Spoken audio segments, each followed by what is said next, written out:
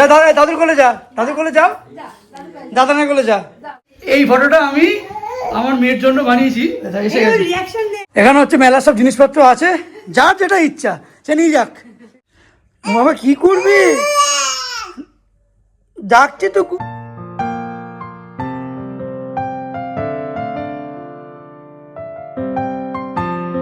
আজকের ভিডিওটা একদম শুরু করছি আমাদের বজবজের বাড়ি থেকে। এত সমস্ত লাগেজ একেবারে রেডি আমার পিছনে, শুধু এইটাই নয়, এইদিকে আরো গুচ্ছেক সব পড়ে আছে। এই সব আমাদের এখন বারাসাতের বাড়িতে যাবে। আর কোথায় কি আছে? এই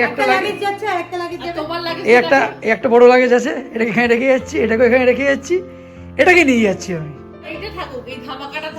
ধামাকা তো আসবে আবার চলে আসবে। সবাইকে ধামা, হ্যাঁ সব জায়গায় ধামাকা কি দরকার, একদম। আমিও তো পাও, তোকে তো নিয়ে যাচ্ছি ওর মানে ওর দেখাশোনা মানে তোকে আয়া মাসি। মনে হচ্ছে আমরা এখন হাওড়া স্টেশনে দাঁড়িয়ে আছি। সমস্ত লাগেজ গুলো কোনটা? এই সাইকেলটা কোথায়? সাইকেলটা এই তো, ও সাইকেলটাও যাবে আমাদের সাথে এখানে।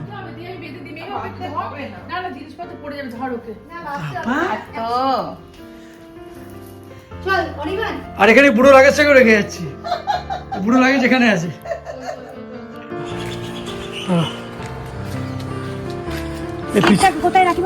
পিছনে অলরেডি সাইকেল হয়ে গেছে, এটাকে ওখানে দিয়ে দে, ওটা তলাটা দিয়ে দে একটা। হ্যাঁ হ্যাঁ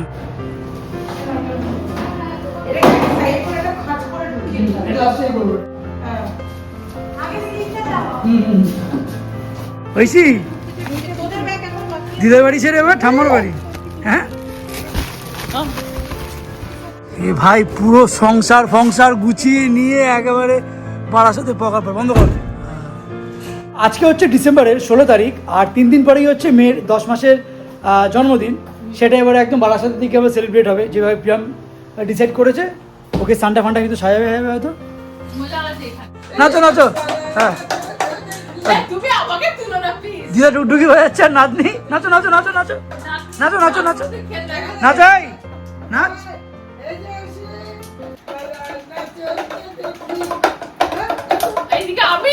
ওই দিদা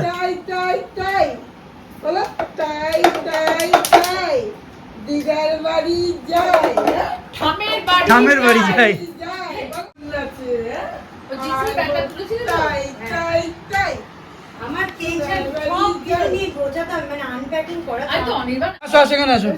এখানে আসো, নাচতে বলিনি, এদিকে আসো। বাবারে বাবারে বাবারে, খাট ধরে উঠবে এবার খাট ধরে উঠবে। হ্যাঁ এই যে বাবা, ওরে বাবা, ওরে বাবা রে বাবা রে বাবা, ওই দেখো আমার হাত ছেড়ে দিয়েছে। এই যা যা যা, মাসিকে টাটা করে দাও। টাটা মাসি, টাটা। এই তো যাবো, এই তো যাবো, সাবধানে গাড়ি চালাবে। হ্যাঁ হ্যাঁ একদম, চলো। খুঁটিয়ার এত জিনিস দিদা, হ্যাঁ হ্যাঁ হ্যাঁ হ্যাঁ। তো এই বছরে মোটামুটি একদম আমাদের দাসবাড়িতে তো এই বছরে মোটামুটি তোমাদের বাড়িতে লাস্ট, আবার সামনের বছর দেখা হচ্ছে একদম শুরুতে। হ্যাঁ এই যাবে না, ওই দেখ গাড়িতে উঠে গেছে না, বুঝেছে এখন বেড়াতে যাবে। A few moments later. তো এখন সময় হচ্ছে বিকেল 4:50, আর আমরা হচ্ছে আমাদের এই চিড়িয়াখানা আগে যে কমান্ড হসপিটালটা আছে এখানে গাড়িটা পার্কিং করে একটু ইচ্ছা হচ্ছে এখানে ব্ল্যাক কফি খাবো। এই পেট্রোল পাম্পের পাশেই হচ্ছে ড্রাইভিং স্ন্যাক্স বার।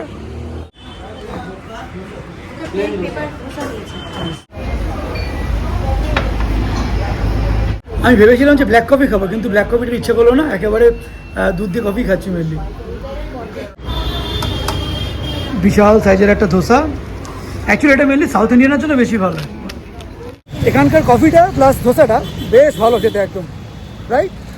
আর ওনা ছোটো ছোটো করে ধোসাগুলো একটু একটু ছিঁড়ে ছিঁড়ে দিচ্ছি আর বলছে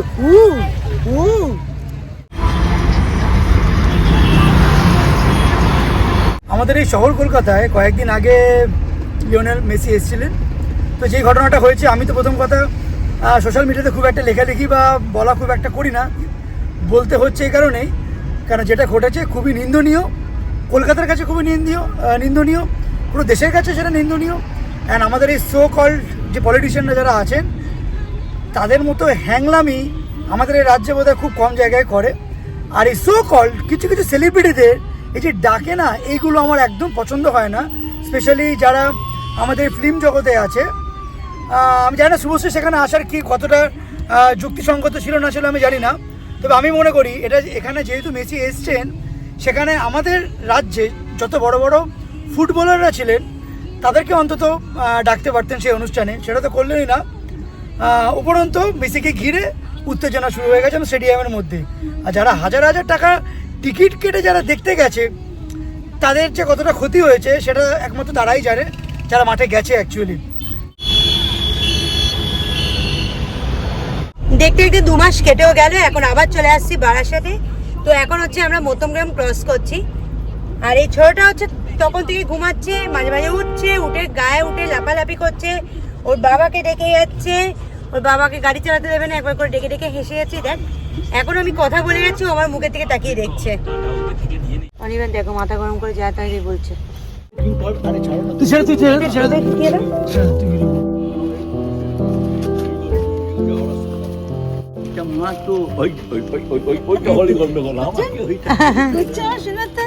কতদিন পরে এসছো? ওই খেলনা, ওর খেলনা চাই, ওই খেলনাগুলো দেখতে চাইছে। তোমার খেলনা তো আচ্ছা না, এটা কার? আচ্ছা না, এটা কার? এটা আমার সোনালি বাবাজি বাবা দেখেছে এখানে ঐশী নিজের একটা ছবি দেখতে পাচ্ছে। ওরে বাবা কি বলছো? ও নিজের ছবিটা দেখে নিজে কত কি বলে যাচ্ছে। ও মা, এই ফটোটা আমি আমার মেয়ের জন্য বানিয়েছি। এসে গেছে, রিঅ্যাকশন দে, এসে গেছে। বাবু এই কে রে? বাবারে বাবারে, কে এটা? কে দাঁড়া, ও দাঁড়াচ্ছে রে। কি হয়েছে? কি হয়েছে?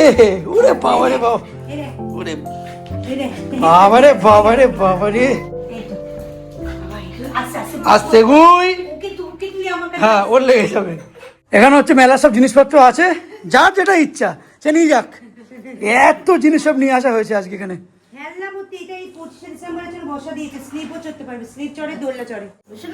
ছবিটা দেখেছিস?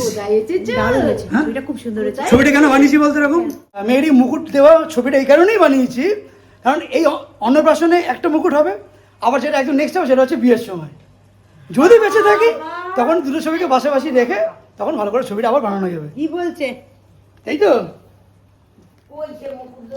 এই তো এখানে এই দেখো, এই ছবিটাকে স্পেশালি আমি বানানো হয়েছে। এটা অ্যাকচুয়ালি কালারিং ছিল, এই গোল্ডেন। হ্যাঁ হ্যাঁ, তোমার ছবি তো, তোমার ছবি। আসছে, আসো আসো আসো আসো। ও বাইরে ছবিটাকে দেখেও বলেছে। অ্যাকচুয়ালি পুরোটাকে ব্ল্যাক অ্যান্ড হোয়াইট রেখেছি, শুধু হার আর হ্যাঁ এই টিপটাকে, হ্যাঁ সোলার মুকুটটাতে, এবং লাল যেগুলো ছিল সব অ্যাসিডিস রেখে।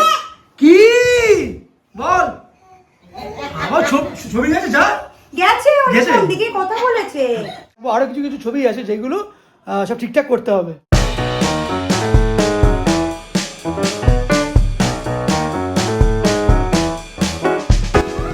কি হয়েছে? মানিয়ে রাখছিস কেন তুই? ওই তো শান্ত করে আছে। ও দেখেছে অনেকবার, ও লাফিয়েছে একেবারে। যা দাদুর কোলে যা, দাদুর কোলে যাও, দাদানের কোলে যা, যাও। যাবে না, শয়তানি হাসি দেখো, শয়তানি হাসি দেখো। বাবারে বাবারে,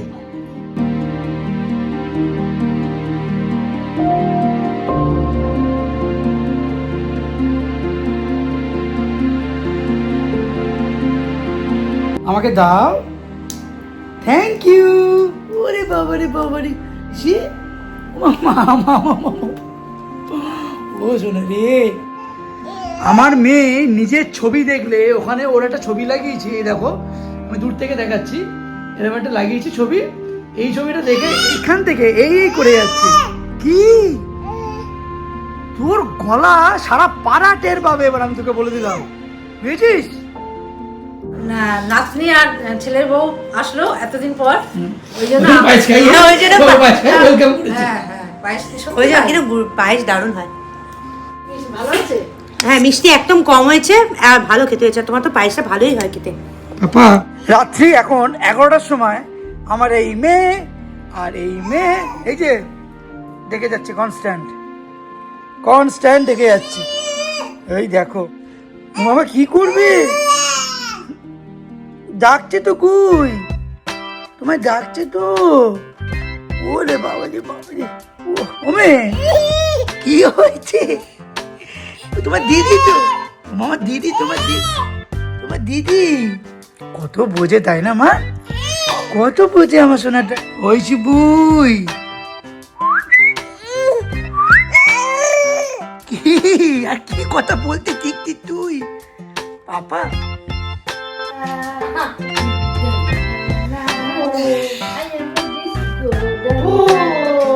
তো অলমোস্ট রাত্রি এখন প্রায় 1:45 বাজে। তো কি হয়েছে, আজকে যেহেতু আমরা এখানে এসেছি, আমি অনলাইনে একটা আলমারি অর্ডার দিয়েছিলাম। তো এখন ঘরের পরিস্থিতিটা অনেকটা ঠিক এরকম, মা একদিকে মেয়েকে সামলাচ্ছে আর এদিকে বাবা আর প্রিয়া মিলে মোটামুটি এটাকে এখন দাঁড় করানোর চেষ্টা করছে। অনেক গাবজালি দেয়, আর একজনকে দেখো ও সালা নব নিয়ে দৌড়াচ্ছে চারিদিকে। আরেকজন নখ নিয়ে তো দৌড়াতে শুরু করে দিয়েছে। এগুই ওই তো ওই দেখো, এই দেখো, ওরে বাবা রে বাবা, ওরে বাবা রে বাবা। তো এখন ধরে রাত 2:15, অ্যাটলাস এই আলমারিটা পুরো ফিক্স হয়েছে, মানে 95% কাজ হয়ে গেছে, শুধু 5% কাজ বাকি আছে, ওটা কালকে আবার দেখা যাবে। খুব আর এদিকে আমার মেয়ে আছে, তাদের একটু ঘুমিয়ে পড়েছে। অন্যদিন হচ্ছে 2 থেকে 2:30 মধ্যে ঘুমায়, তো আজকে দেখো তাড়াতাড়ি শুয়ে পড়েছে। আর ও শুয়ে পড়ার পর আমি এটা মশারিটা লাগিয়ে দিয়েছি, আর অনেকবার মশারিটা দেখেই শুরু করে দিয়েছে, আমার মশারি। বিরক্তি লাগে, আমার নিজেরই ভালো লাগতো না মশারির ভেতর ঢুকতে। আমি অনেস্টলি বলছি মশারির মধ্যে শোয়ার আমার একদম অভ্যেস নেই। আমারও নেই, মেয়ের জন্য একদিন শুধু শোয়া কিন্তু না, ভালোই লাগে না। হুম, হুম। হ্যাঁ, এই একটা সুবিধা, এই মশারিটা টাঙাতে হয় না। না গোল একদম। হ্যাঁ, মানে চেনটের মতন ফোন চেন। হয়ে যায়, ওই জন্য হ্যাঁ। এটা টাঙাতে হয় না। টাঙানো হলে খুব কষ্ট, উঠে টাঙিয়ে ঠিক, লাগাও ঠিক, বাবা ঠিক। বললো, হুম, হুম। এটা একটা সুবিধা।